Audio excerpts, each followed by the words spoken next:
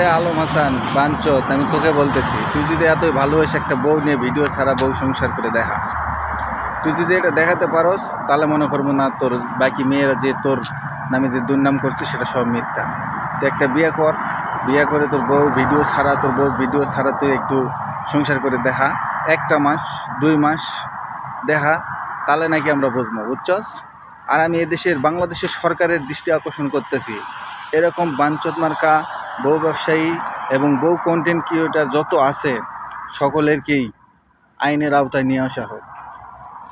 তারা যেন বউ দিয়ে আর কোনো ব্যবসা না করতে পারে। 2 দিন পর বউ ছাড়বে, 3 দিনের মাথায় বিয়ে, আবার একটা বিয়ে করে আনবে, এভাবে কতটা নারীর জীবন নষ্ট করবে। সরকারের প্রতি দৃষ্টি আকর্ষণ করতেছি, এই আলম হাসানকে ধরে উচিত শিক্ষা দেওয়া হোক এবং ওর শিক্ষার মাধ্যমেই বাকি যারা কন্টেন্ট ক্রিয়েটর আছে সকলেই যেন ভালো হয়।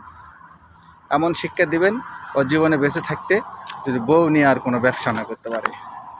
ধন্যবাদ। মাদার চোদ।